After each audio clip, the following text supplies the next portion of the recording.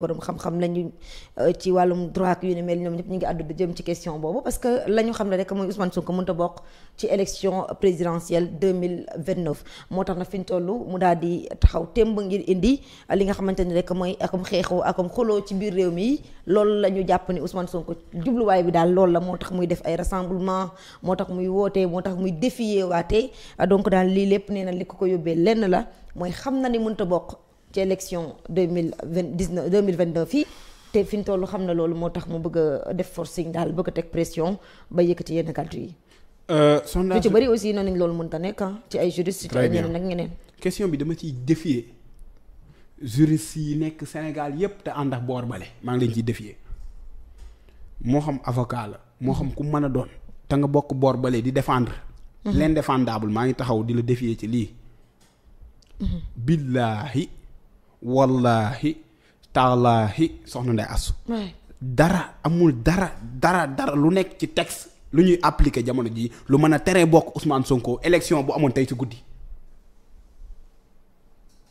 et pourtant am nañ ci bari ñoo xam ne nee nañ loolu. tey am na ku ma ci déglu naa ay Daouda Mine ñuy expliquer. di teg ay xelax yooyu yëpp c'est pas vrai. c'est pas vrai. li Daouda Mine wax du dëgg. c'est pas vrai. li keneen ak keneen tamit wax ci Ousmane Sonko mënta nekk candidat c'est pas vrai. kon luy dëgg kon. ils n'ont rien compris. billaahi. maa ngi leen défier ñoom ñëpp man maa ko wax. élection bu amoon tey si guddi Ousmane Sonko dara du mën koo tere bokk.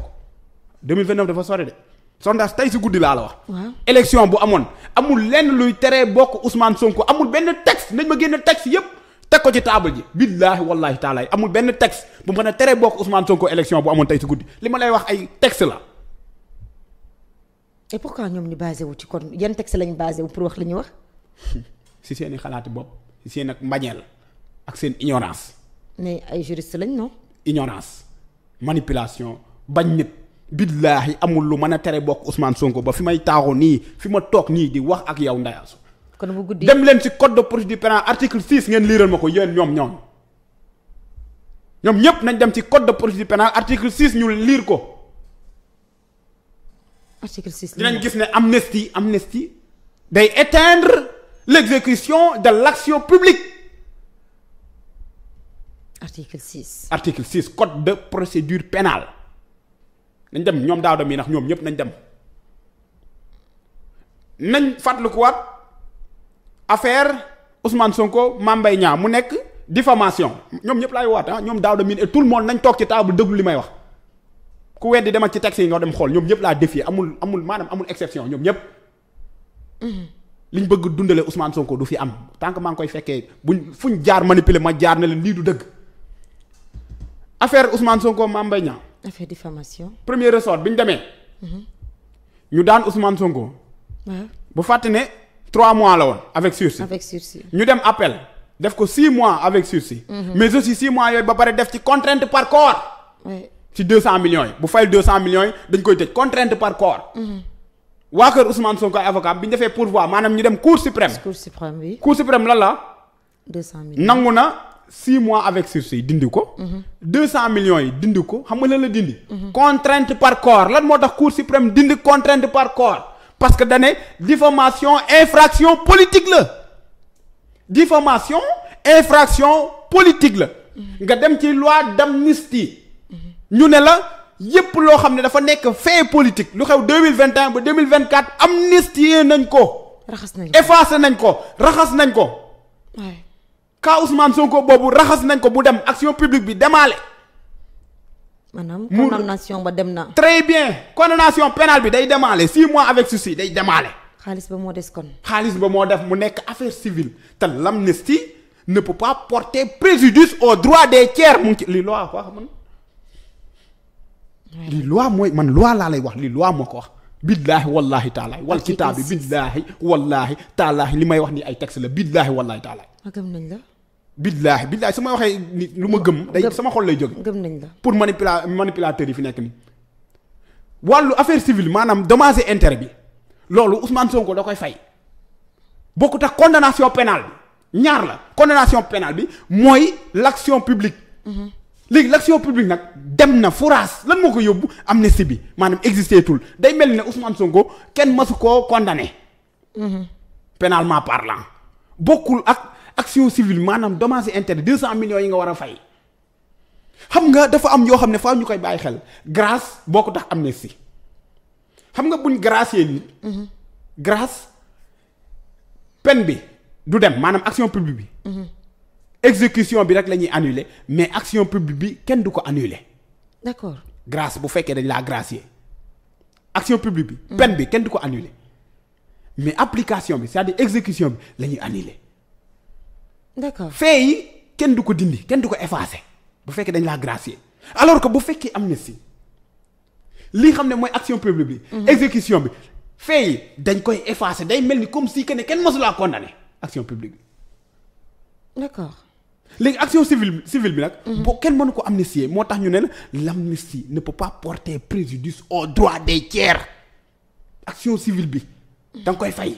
léegi nag maa ngi leen di défier billaahi wallaahi taalaahi wal kitaab bi barke alquraanu karim maa ngi leen di défier ñoom ñëpp dem leen ci code électoral article 29 article 30 ngeen wan ma fenn benn disposition boo xam ne mu ngi lay xamal ne action civile bi mën na tax Ousmane Sonko bañ a nekk candidat mu inéligible génn leen taxi yi.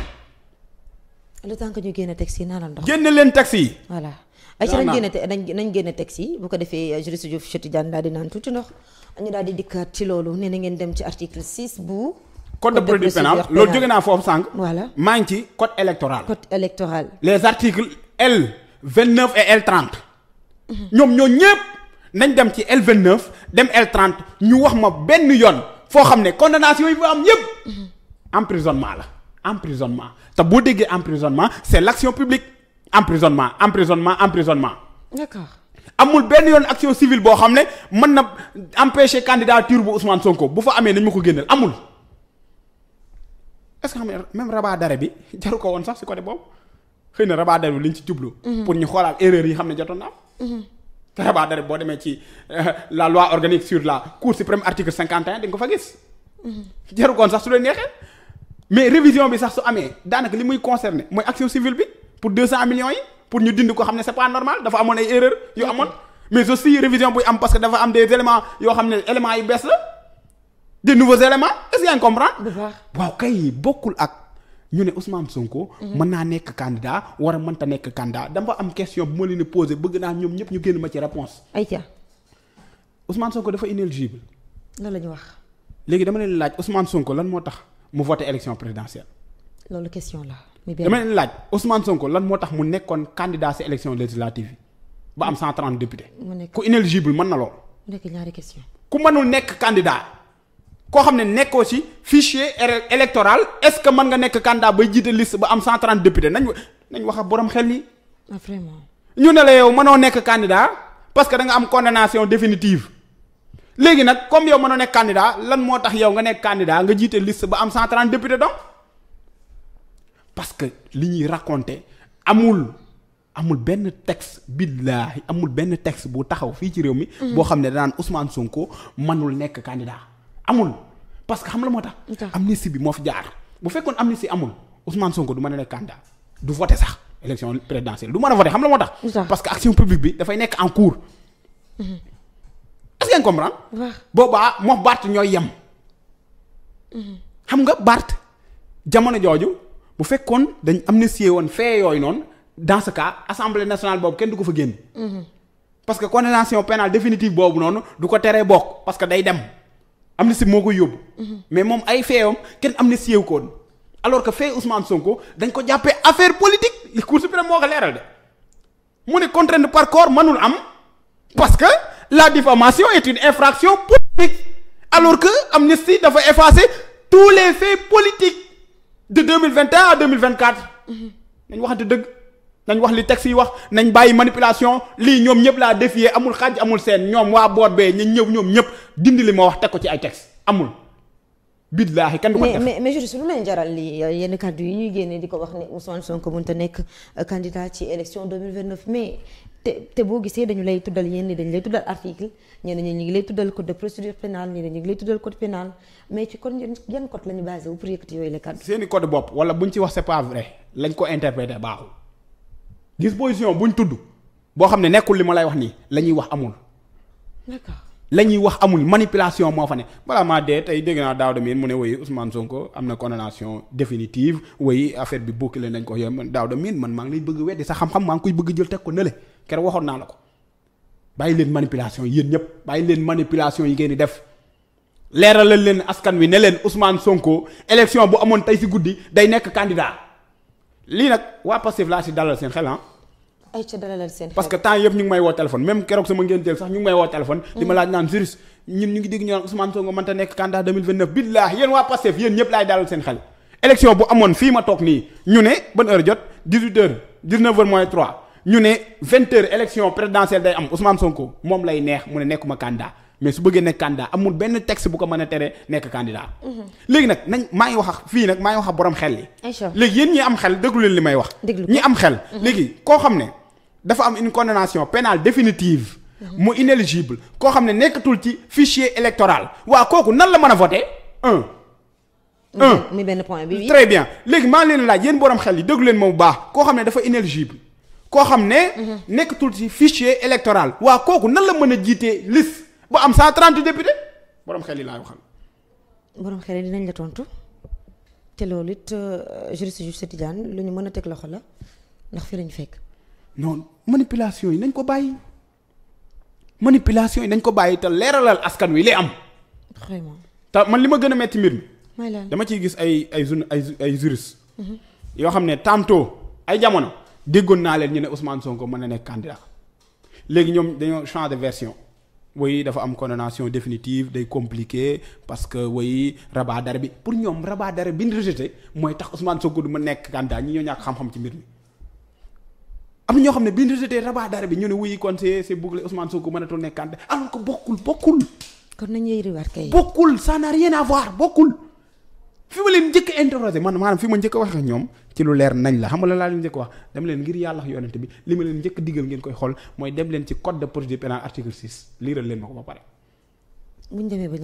buñ demee ba ñëw ma leen très bien xam nga boo ko liiree di nga gis ne n'est-ce pas amnistie. dafa bokk ci li xam ne mooy day effacer wala day dindi exécution de l'action publique loolu leer na. sondage mooy leen boo leen paree ci loolu dem leen ci n'est-ce pas amnistie bi ngeen lire loi bi.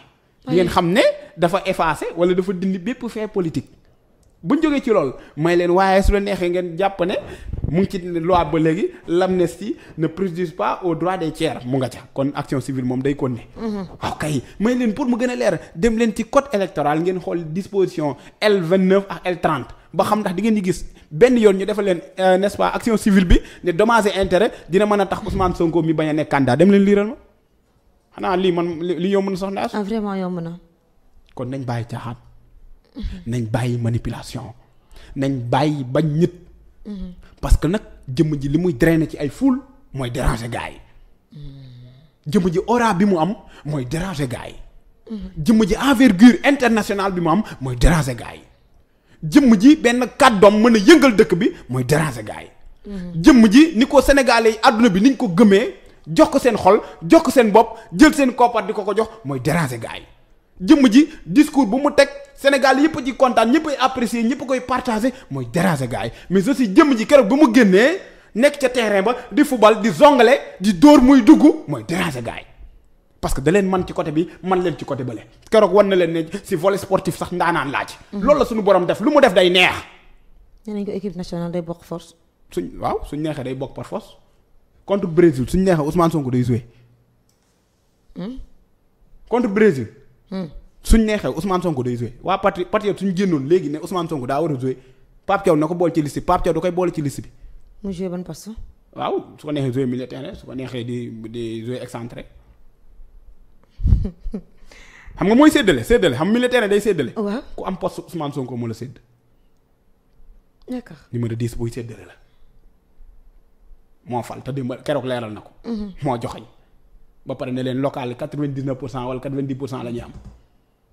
opposition amul ci réew mi ay manipulateurs ay saagakat ñoo fi am ay borom xol yu jeex moo fi am ba ñuy am ay mercenaires médiatiques ñuy toog wuy Ousmane Sonko mënu nekk candidat wuy parce que li tax muy semer terreur parce que xam na ne mënu nekk candidat 2029 yéen a xamul foo leen taxaw yéen sax yéen a mënta nekk candidat ak ñi leen yónni. ñoo mënta nekk candidat mais tey jii nii bu élection doon am nii ku baax ki moom képp ay bokk. mu neexul su ne yow doo bokk yow doo bokk. d'accord ci opposition amul ci réew mi la ñuy daal di descendre judi suju Cheikh Tidiane parce que gis nañu ñi nga xamante ni tey